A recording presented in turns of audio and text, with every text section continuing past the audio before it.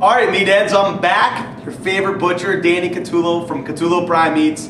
Gonna teach you guys some good Valentine's Day meals. This is one of my favorite things to cut. I can only do it once a year. It's the beautiful, the one and only New York strip heart. I mean, look at that, guys.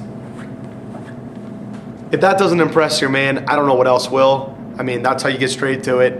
Just come take a piece of my New York strip steak heart. Beautiful, all right? Something different to bring home from Valentine's Day. Okay, so maybe it's a strip steak, maybe it's the strip steak heart. Something like this is really easy to cook in the oven. We could sear it on top of the stove, put it down into the oven and finish it off. Something that was cut this size here, about like an inch and a quarter on each actual side of the strip steak. So like a 2-inch strip, then butterfly itself. Is gonna sear it on both sides with a little bit of olive oil and your favorite seasoning, maybe salt and pepper, you know, the kosher salt, some cracked black pepper. You could use the Buckeye steak seasoning, which we just invented, something really nice and easy on the steak. You're gonna love it. Okay, so we're gonna sear it on top of the stove, then we're gonna bake it in the oven. Why do we do that? Why do we sear steaks? Because we're popping in the flavor. We're searing in the juices. Something especially as thick as this, or even when you're doing one strip steak or a filet mignon, ribeye, I don't care the type of steak. You want to sear in that flavor. And the olive oil and the seasoning, we're going to have that lock in the flavor. And then when we finish it off in the oven, we're going to finish off roasting it.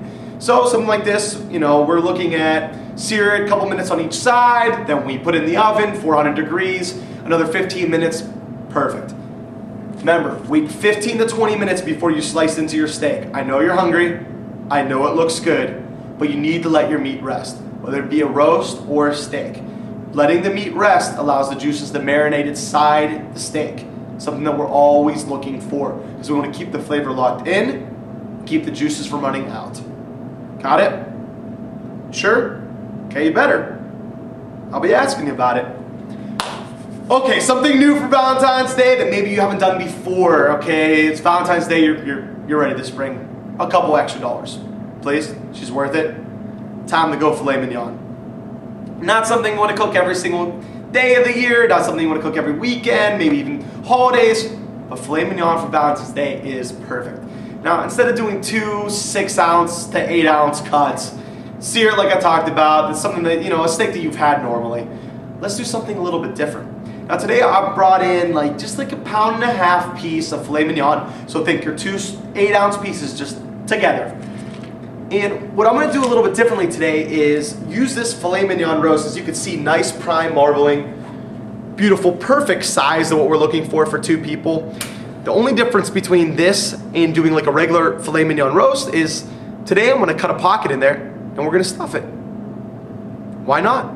Let's add a little bit of flavor to our Valentine's Day meal. Let's add a little bit of spice, a little bit of piaz, you know, let's bring out the new cook in you. Why don't we impress your girlfriend, your wife, your fiance? It's time, guys. Bring out those cooking skills that you've been learning from the butcher and put them to good use. I'm looking at you, Jason in Boston. Put them to good use. Okay, so we got the filet mignon ready. Now, I'm gonna cut the pocket in there. Something you could do at home, but if you want, you know, you're going to Catullo Prime Meats. I think the butcher's pretty good looking. He'd be happy to do it for you. If you happen to do it by yourself at home, you want to make sure that you leave a good 3/4 of an inch on each side. 3/4 of an inch on each side so that you could have some, you know, consistency there to hold the stuffing in. So as I go in, I'm actually going to be leaving 3/4 of an inch on the side here, on the back end here, and on this side here. So I'll go in with my nice sharp knife, make a good sized pocket in there, and we're ready to go. Okay, now the possibilities are endless. Stuff it with any type of imported cheese that you like, and maybe like an imported lunch meat. Genoa salami and fontina cheese is one of my favorite mix. But you could do like Wisconsin Swiss and prosciutto with some red wine maybe on top. Gives it another good flavor. You get to be the star of this stuffing of the filet. Fresh spinach and feta cheese might be some sort of way that you want to go. Maybe you don't want to put any bacon or any type of lunch meat in there. Or maybe you're allergic to cheese and maybe the regular bacon and fresh spinach would be perfect in there. It's really, you're the call. You're the chef. I don't believe in recipes that take ingredients that you don't normally have in your fridge. So bring the filet home and see what you got. See what you got to work with. Find something in the fridge that you had the piece of brie that you brought home for wine club and never got to eat all of it. And what are you going to do? You and your wife, you're actually going to take a piece of brie, bake it for dinner one night? No, it's not going to happen. But you can put it in this filet. Be a lot of good flavor. Today, I'm going to do one of my favorites. I talked about feta cheese, and I'm going to do Italian style bacon, also known as pancetta. It's one of my favorite things to cook with. I'm sure if you've seen any of my episodes, I've probably used it before. Pancetta here today is actually, it's bacon before it's smoked. So think bacon before it's smoked, also known as fresh side of the pig, rolled around. You can actually see what you would consider regular American bacon, actually rolled. It's rolled together and then hung dry. Almost think of prosciutto, like a dried ham. So it has that like dried ham taste, but it's kind of bacon. It's the way the Italians did it. They just dried it with salt, pepper, garlic, spices. Of course, we have to have garlic. It's like one of those things that if it's not found in your kitchen, you could get arrested in Italy and in my house. I completely agree with that theory. Pancetta though, good flavor. It works out really well with the filet instead of using regular bacon. It brings an exotic way to bring it to your table. So we're just going to use some diced pancetta and some fresh feta cheese. Imported from Greece. I get the Athenos brand, really good, but you can get fresh feta as well. So I'm just going to dice up some pancetta. Again, you could do this. You could have your friendly meat cutter. You can get it already diced in a deli or in your grocery store. You're looking at just like for this, maybe about an ounce or two. Just like I said, just for good flavor, to bring something different to the meal. So we got this pancetta. We're going to stuff it with some of that. And we got this fresh feta cheese. Oh, that's going to be perfect. A lot of flavor. It gets on the filet. I mean, come on, we're going to be okay. Got it all stuffed up real nice and good in there. Now comes the simple part. Olive oil, salt and pepper. Like I said, sea salt, kosher salt, some fresh ground black pepper. You could use my Buckeye steak seasoning. You could use your favorite seasoning that you like to use in steaks at home. Use a little bit of olive oil though, I recommend that, or a touch of butter if that's your thing as well. It really helps sear in the juices. And that's like I talked about earlier. That's what we're looking for. We want to keep the juices inside the steak, inside this little roast here. So we got that little bit of olive oil. We have our seasonings there, and then maybe toss a little bit of pancetta on top. It's not going to hurt it. And then my favorite, a little bit of minced garlic too. So we're going to use like this minced garlic and pancetta. It's already stuffed inside, the pancetta is at least, but we're going to use this minced garlic and pancetta to almost create a crust. So, garlic, pancetta, we are perfect. I got two ways to go here.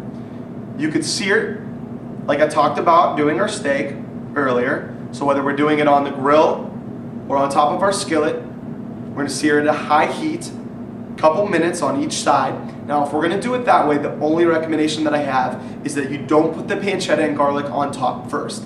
So actually just sear it with the stuff that's inside. Either use a toothpick or maybe like a piece of butcher twine, kitchen twine, kitchen string, sewing needle, I don't care what you use, just so that you can keep your stuffing inside. Sear it on both sides, and then you're going to bake it into the oven. Okay, so you already have enough to worry about. I don't really feel like searing. I just feel like putting this thing in the oven, Danny, and I just want to make this thing work. I want to impress my wife. Got you. Wife, girlfriend, whatever. I'm here to help. A little bit of olive oil, your seasoning. Now we have our garlic and pancetta on top. We're going to go 400 degrees. Now the only difference is we're going to do uncovered for the first 15 minutes. So uncovered, we're going to create a nice sear. Again, this piece is about 1.5 pounds. Depending on the size of your piece, the cooking time may vary. This is we're going to do like 15 minutes at 400, then I'm going to cover it up, and I'm going to go 15 minutes at 375. That way we have a nice good sear on it. Then we're popping down the foil on there. We're using that 400 degrees uncovered like it's searing it on top of the skillet. Then you put the cover on top, you bake it up, and it'll be perfect. Whether you're doing fish, whether you're doing steak for Valentine's Day, come check out CatulloPrimeEats.com. I got a bunch of different really good recipes. I have an excellent recipe for the fresh grouper that we're getting in this weekend. This is from Florida, as you can tell, beautiful pink color to it. I got a recipe for Love Me Some Grouper that uses Parmesan cheese, butter, lemon, salt, and pepper that is so simple and so good. And yes, Kelly, my wife, it's really your recipe, and I'm stealing it right now. But like Valentine's Day, all's fair. All's fair right now. I'm stealing your recipe because it's really good. Love me some grouper. You can even add a little bit of crab meat on top. You know what I'm talking about. Spice it up for her. She deserves it. She deserves it. Grouper. We got the steaks. I mean, come on. That's how you get to a man's heart. Come check out Catullo Prime Meats. And remember, we're also available shopping online at shop.catulloprimemeats.com. Thank you for listening.